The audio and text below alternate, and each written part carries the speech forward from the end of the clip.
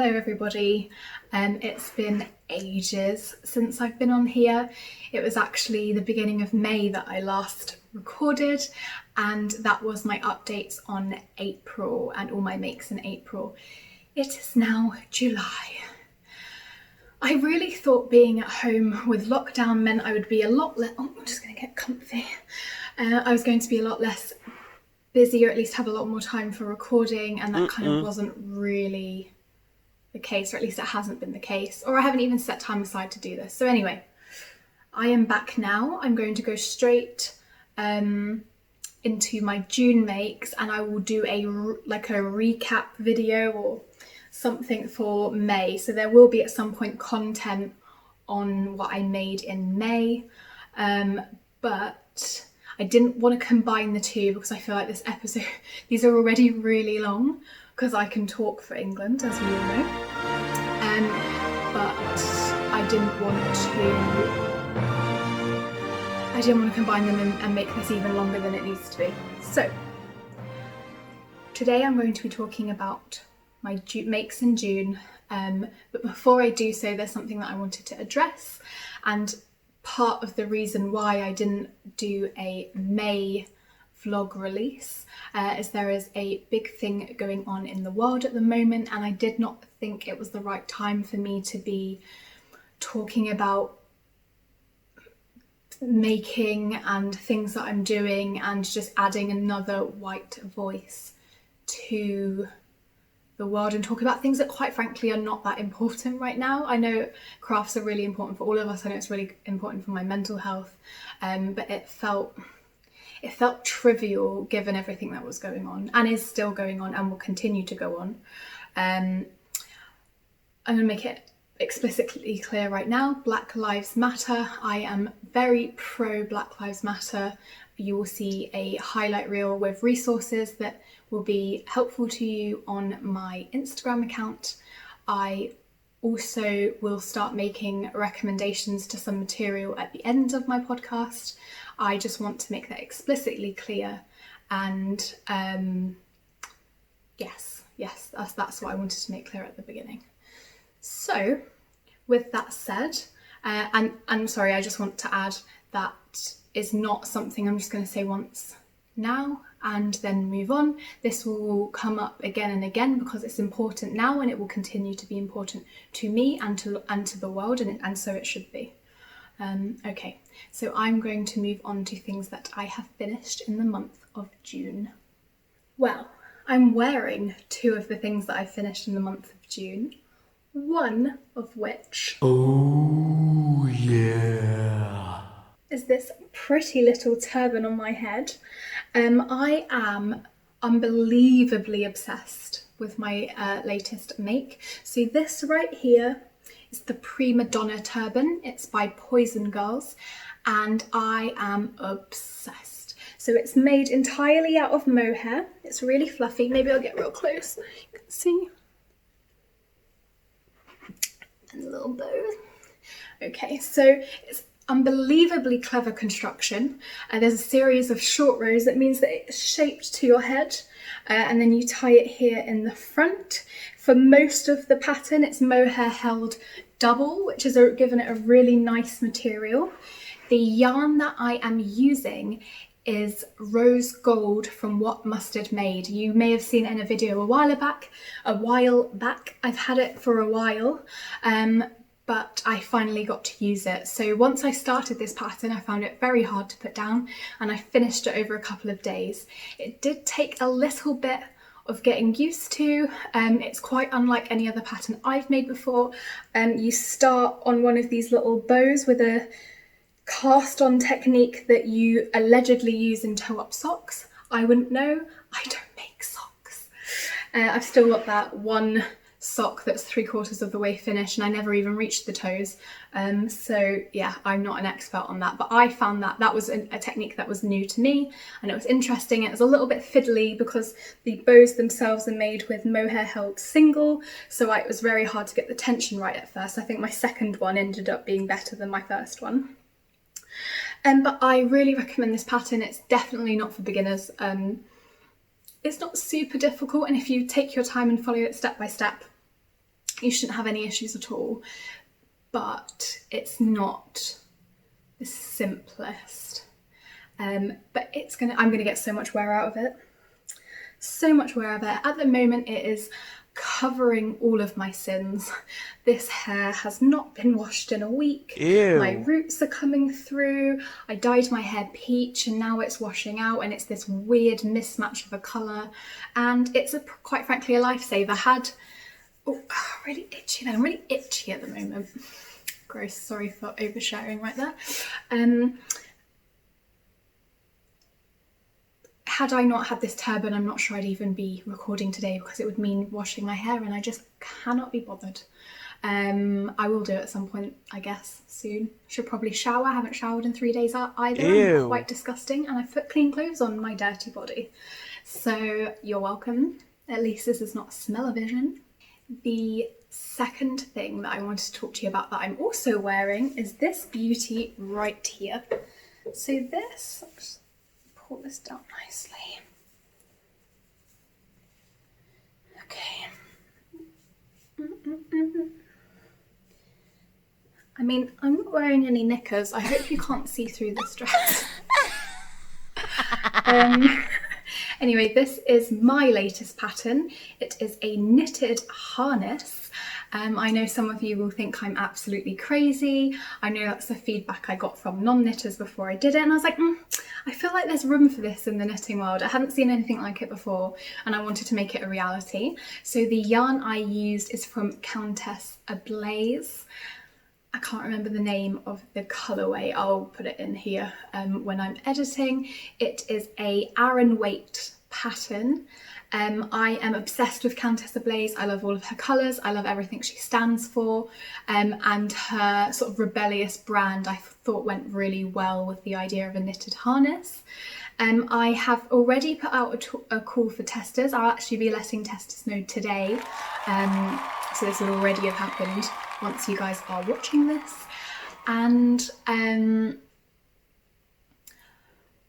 still looking, I think, unless they've automatically been filled since I filmed this, for 4 and 5XL. The pattern itself, actually, I've designed a Excel spreadsheet that calculates a custom measurement for you based on a handful of measurements. So it isn't technically sized. There is no upper or lower limits. However, I have advertised it to an extra small to a 5XL just to make sure I get a range of bodies to test and make sure that my calculations are all correct in the spreadsheet, and that gave me a headache. That took me a long time to sort out.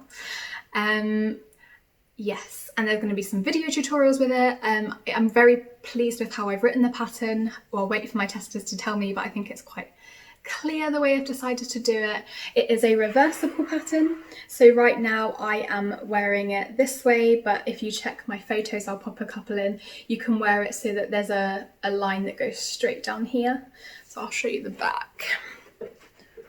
So you can see this line goes straight down the back, so you can choose either to have it straight down the back and have this open, which tends to work best with things where you're covered here or it's a bit baggy, like this t-shirt dress, or you can wear it the other way around, so these are over the back and the front has a strap coming down the middle. I think that works really well if you have something showing a little bit of cleavage or something more open or more fitted and you can sit comfortably. It can also be worn underneath things, so you could wear it under a little crop top, I don't know, one of Jessie May's little crop tops, and have it underneath and all the straps poking out, or these coming out the bottom of a crop top, or just as sexy underwear for yourself, so you can just swan around in it at home. That's also fun. I've been doing that too. Oh la la. But yeah, so keep an eye out. The testers have 3 weeks to get this together, and I'll probably need another week for any changes, so keep your eyes out. I will be announcing something special on the release day, so keep your eyes peeled. This month, the month of June, seems to be the month of accessories. Now, for someone who's generally only a garment knitter, this is very out of character for me, but you'll see I've got another 3 finished items to show you, and I've got so many because I've done so many small accessory patterns. So this is my next one. If I show you, this is the Colour Quadrant Beanie by James Watts.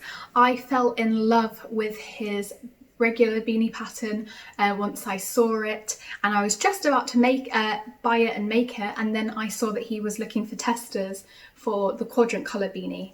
I have been looking for projects that I can use up my stash, so this is all random bits of pink and purple yarn I had laying around. It is, you can use DK or worsted weight yarn. I actually used a mixture, so these three are all DK and this one here is worsted. What's really nice is actually two of these are leftovers from another project. So this pink is from my Christmas jumper, the Poison Girls one with the holly, Betty and Judy Lodge sweater I think, and this one here is from my Jessie May My Secret Crop. So it's nice to see the odds and ends going to good use. It fits really well, and like I said, and if I haven't already, there'll be a picture in here somewhere. I plan to do some more pictures. It's just been really warm, so I haven't done that yet. It is an intarsia pattern. It's knitted flat. So you knit it flat and then you seam up one side. Show you, that's where it's seamed. And it's a really good beginner's intarsia pattern. James has some very good videos on how to do this. I found it quite easy to follow. It just took a little while actually, considering it was so small. It took me longer than I expected it to. But the fit's perfect. It fits me. I asked my boyfriend to try it on. It fits on his big head. So yeah, it's a great all-round pattern. It's a unisex pattern. So yeah, I definitely recommend it. So it's a fun, easy enough knit.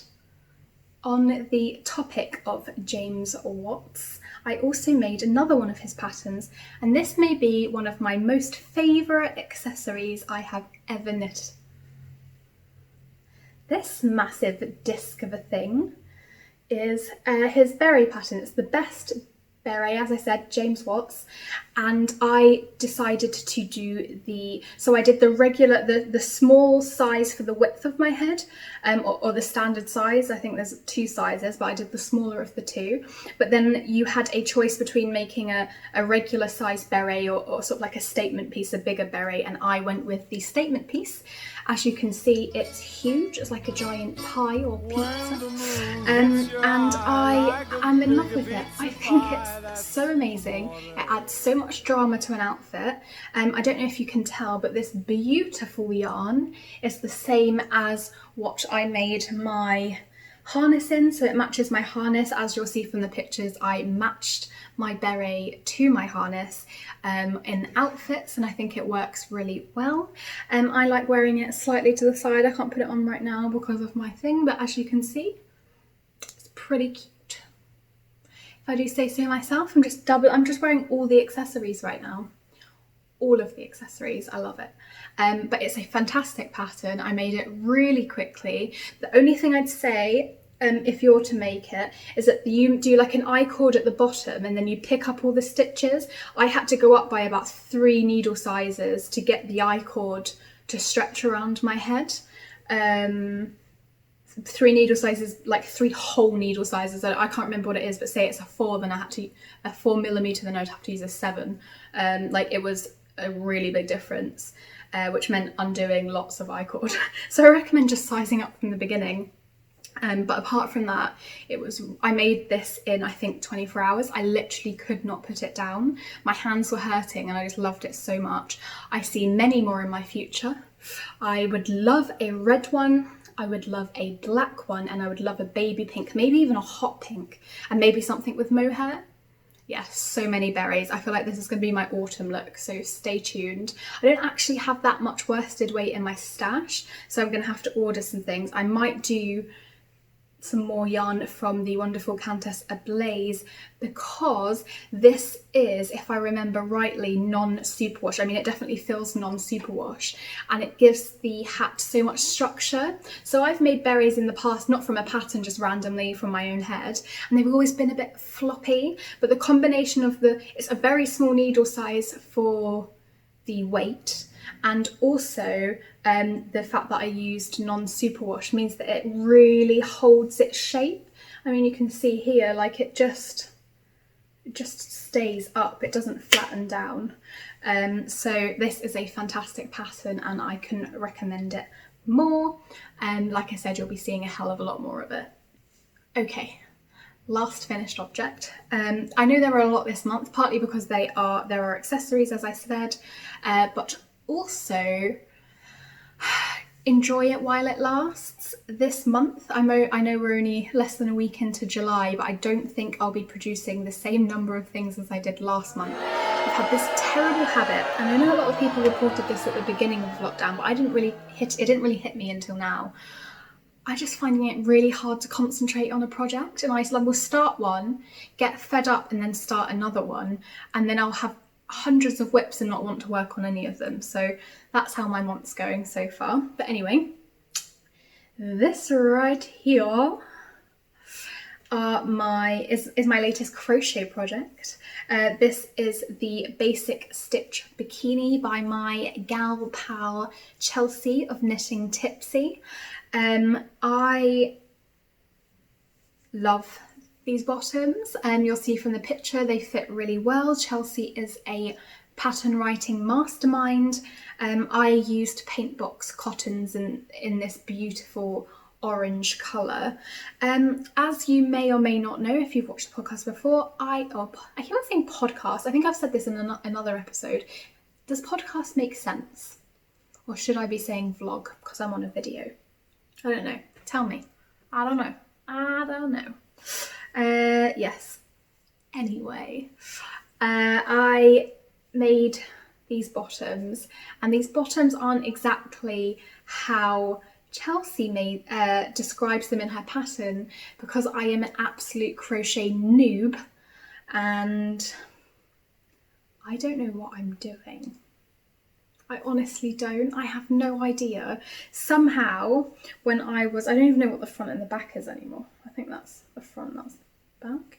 So somehow when I was decreasing properly. Well, I was decreasing the right numbers, but I think on the row underneath after I decreased, I was missing the end stitch. So I ended up decreasing at a much more significant rate than the pattern suggested. Therefore, I decided to add this long strip right here of skinny crochet and turn these into semi-thong bikini. Yeah, it's not a full thong because I have got some coverage on the top, but my butt cheeks just wanted to be free. It's the only way I can explain it. They just wanted to escape. I think it was definitely a happy accident. Fuller briefs don't always flatter my big bum, so sometimes the narrower shape is actually more complimentary, and I'm really happy with them and I love it. And I'll talk a little bit more about it later, but we actually went down to the beach for the first time in I don't know how long, and I got to wear it in the sun and it was beautiful, and I had so much fun prancing around in this beautiful orange bikini. Alright, it's now time to talk about my whips. So, currently I am working on this. For those of you that have not recognised it, this is the Rizzo, I don't know if a T, should she call it a Rizzo T, a Rizzo sweatshirt? I don't know.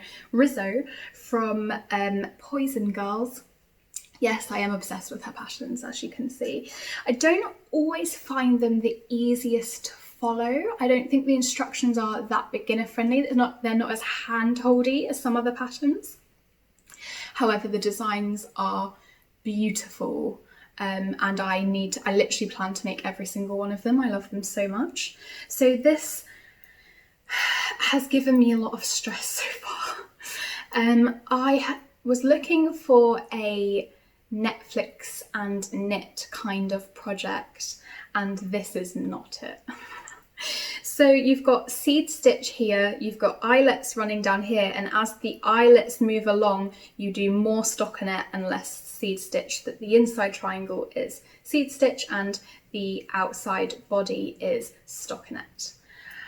I have ripped this back a gazillion times. So the back, which is all stockinette, made that really quickly, no problems. Picked up for the shoulders, and I think about 5 or 6 times I've had to rip back a fair portion, which is particularly difficult because I'm using I think I've got 2.75s, which is smaller than the pattern calls for, but I always find I have to go down a needle size at least with her. And the yarn is pretty thin. It's fingering weight, but it's definitely on the light side. So it's a pain in the arse to rip back because you quite often drop stitches and then have to go in and try and pick them up again.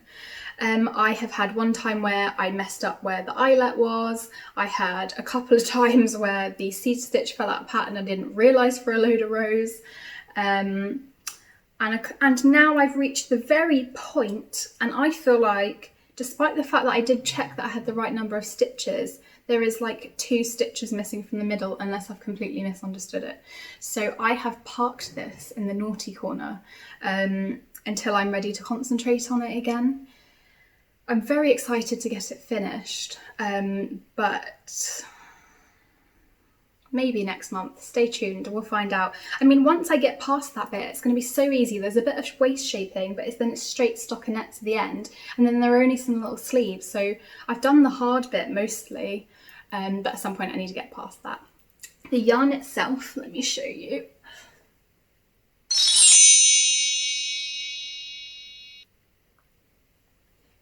Is absolutely gorgeous. I actually bought this potentially years ago. It's really old. I actually intended to make a Zweig, I think that's how you pronounce it, the Caitlin Hunter pattern. And I even made the first bit of the yoke with the like a cream lace. And then I realised that yes, it's a popular pattern, yes, it's very pretty, but it is not my style at all. So I haven't even ripped it out yet, but I'm not going to be doing that. I'm using the yarn for this instead. The yarn is Woolly Mama Yarns, and it is the colourway Peaching Glorious. I'm not sure if she still does it, you'll have to have a look. Like I said, it was a couple of years ago now, but it is such a beautiful pattern. It's got like dark pink as well as peach specks with a light pink background, and I just think it's gorgeous. So that may be finished next month, maybe not, wait and find out. Another thing I'm working on, and I can't show you properly, but is a new design. Yes, it's so pretty. I can't show you it yet because it's a surprise. Also, I thought I'd finished, then realised that it didn't really work the way I wanted it to, so I'm going to rip it back halfway and redo it. This I'm very excited about. I think I know how to fix it now. It's part of the design process, really. I think I want to do a talk or a post about that at some point. When you see these finished garments by designers, the amount of work that goes into them, but even before the pattern writing and everything, there's so much trial and error, so much ripping back, and it took me a while to be comfortable with that. While I'm on the subject of this topic, I'll show you this, which is my leftovers at the moment. This beautiful yarn is from Biff Sugar, and it is in the colourway Birthday Cake. Now, for this reason, it has inspired me, and this top is going to be, well, now I've told you it's a top, well, I don't think you're surprised, most of my things are tops. It's a vest pattern, and this is going to be released in my birthday month, if I can get the timings all lined up, which is October. I have a photo shoot planned. I mean, I think I'm led. All of my designs are led by the photo shoot at the end. But anyway, the yarn is gorgeous. It is, I can't remember the exact breakdown. I think it might be 80 merino, 10 cashmere, 10 nylon. So it's soft and drapey. And it's important that the yarn I'm using is drapey, and that's all I'm going to tell you. But the colour itself is, I can't get over it. Just all the different colours in it is so perfect. It's like sprinkles. So, it's falling off my ears. So that's something I've been working on, and hopefully we'll be able to show you soon. I suspect it will be another 6 weeks before I'm looking for any testers, maybe slightly longer, maybe 7 or 8 weeks, because I have some things planned in the middle. One other project I've been working on, which is so uncharacteristic for me, is that right? Words are escaping me, is a blanket. It's actually something I started in January and haven't picked up, but as I mentioned, I've been struggling to focus on projects, and something like this requires no thinking at all. This is literally as far as I've got. It's not very much. So this is the northeasterly pattern. I can't remember the name of the designer, but I will find out and I'll pop it in. It's like on the tip of my tongue. It's like a long lady's name. Anyway, I love this pattern. It's going to take me ages because I want to do, well, I haven't decided whether, I was going to do a massive throw for my bed, but what I think I might do is like a lap blanket for when I'm knitting on the sofa and I want something to snuggle under. Most of the yarn, if not all of the yarns that I've used so far, is from my Fearless Yarns advent calendar, which you would have seen me unbox on some of my Christmas vlog episode. What was that called? Oh, I don't even know. Do you know what? I'm so tired. It's such a long day. I'm so busy with work on one of my vlog episodes, but I'm going to be using all of these fun colours. I've got tons of mini skeins. A few of it are odds and ends for projects, but the majority of it is yarn from that advent.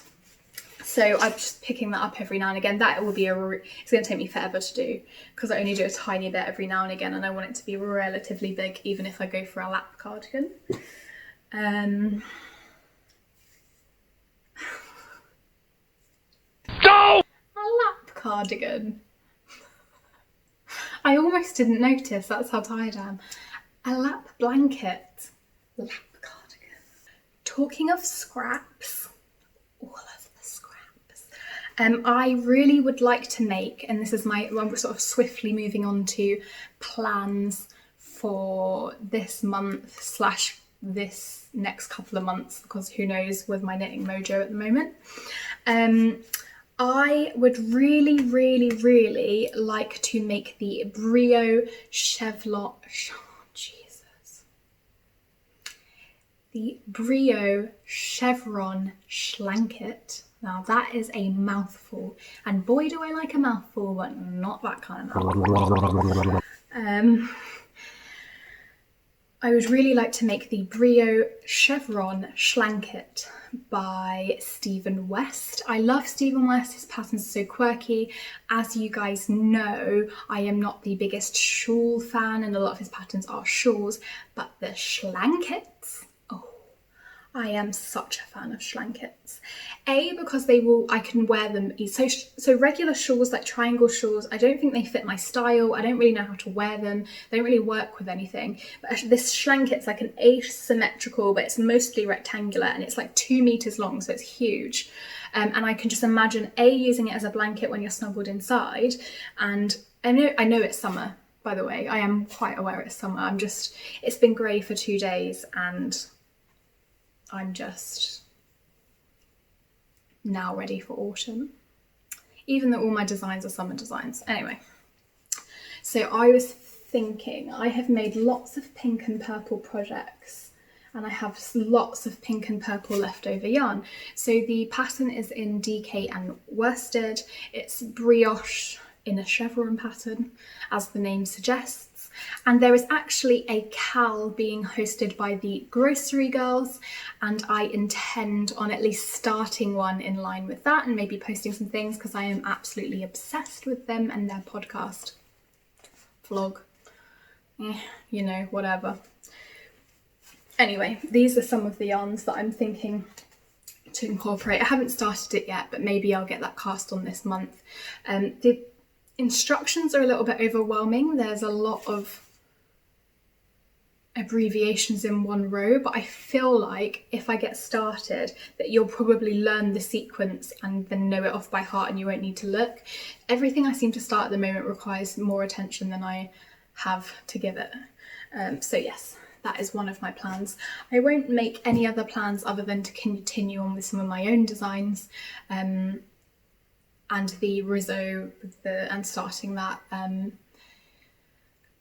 purely because that's already a massive list and I've been really busy with work and everything else. I've actually got fluff in my nose. I think it's picking up all of the yarn, and maybe even if it's a little bit of the mohair from this. I just keep on looking at it. I'm looking at myself in the camera, just like, it's so glamorous when I don't feel remotely glamorous today. I have a photo shoot that probably won't be done by the time this goes up that I have planned. Maybe I'll do it today. That I have planned for this. And I had a photo shoot, and then I was talking to Chelsea of Knitting Tipsy about it, and she managed to come up with an idea that would elevate it to a whole other level if I'm able to actually do it. So I'm quite excited. Stay tuned for that.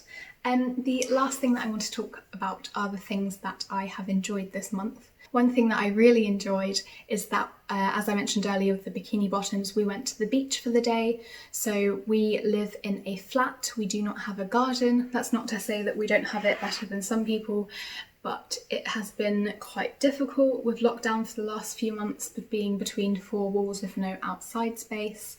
We do have a balcony, but we're very high up. It doesn't get any sun and it gets very windy, so it's not actually that enjoyable to sit outside. So we rented a car. We went during the week to make sure that it was quieter. We didn't want to go with any crowds and allow us to follow that social distancing. And we just spent the day on the beach in the sun. The weather was really lovely. We made a picnic, we swam in the sea, and it was just beautiful. And it was just so nice to be outside and to take that day off work. It really broke up my work week. So that's one thing I really enjoyed. Another thing I really enjoyed is I have just signed up to Audible and started listening to audiobooks. Now, I used to be quite against audiobooks because I zone out and then stop listening, and then I can lose 3 hours without even realising. But I saw a post on Black authors that write fantasy and sci-fi, which is one of my favourite genres, and so I picked one of those books and got the audiobook to give it a go. And this one really spoke to me because the narrator's voice was incredible. He was really good at all the different voices, and I felt really engaged, and I finished it really quickly because I liked it so much. So the book is called The Rage of Dragons. If you are a sci-fi fan and like something with lots of action and combat, I definitely recommend it. I have recommended it to lots of people already. I am so glad that I found it. I will be on the lookout for more books by the author, and also more books with that narrator because his voice was incredible.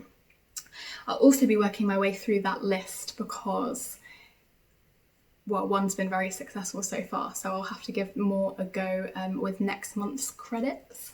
Also on the topic of books, I have started reading Florence Given and her Women Don't Owe You Pretty. It is not a fiction. This is a fact, ladies and gentlemen, boys and girls. This is a fact. Women do not own you pretty. It has been very insightful, uncomfortable at points, and just a fantastic book. I am almost all the way through it now. I definitely recommend it. And there are some key topics in there that actually I want to start talking about on my grid quite often, so keep an eye out and there will be some related posts soon. One last thing that I wanted to talk to you about is there is a documentary on Netflix called 13th, and I could not recommend it more. It is an unbelievably difficult watch. It is incredibly uncomfortable. You finish the documentary in tears, shocked, appalled at yourself even for not knowing half the things that are in here. I found it unbelievably difficult to watch, unbelievably informative, and personally I think that it should be watched in schools. There is so much. This focused specifically on the American history and how we went from slavery to the prison system, and how the prison system is essentially modern day slavery. And I mean, there's so much more than that. There's a focus on how this has affected Black people and how terrible they have had it throughout history. And despite the fact that it looks like changes have been made, we're doing the same things even though the system has dressed it up differently. Please go and watch it. It's let me know what you think. I'm happy to have a discussion about any of the topics within it with you. I am so saddened by everything that's going on, but the documentary is a really good starting point to start learning and taking on knowledge that you wouldn't otherwise understand. I didn't know half of the thing. I mean, it was a focus in the US, but there are definitely similarities with the US and the UK, huge similarities even, and it's not something that I ever was taught or have ever come across. So I'm going to be making a more active effort to diversify what I am reading, where and questioning where the sources are coming from, what message the people are trying to communicate, and how the media, as well as any resource really, books, or have their own biases and try and sway you and give you one representation of reality. So that's one thing that I wanted to recommend. All that remains to be said then is have a wonderful month. You may see me check in a couple of weeks with a May episode and you'll be very confused because you're like, Molly, it's July, why are you talking to us about May? But that may or may not happen. Either way, I promise I'll have a July episode in early August. Sending you all lots of love, please take care of each other, and happy knitting. Bye.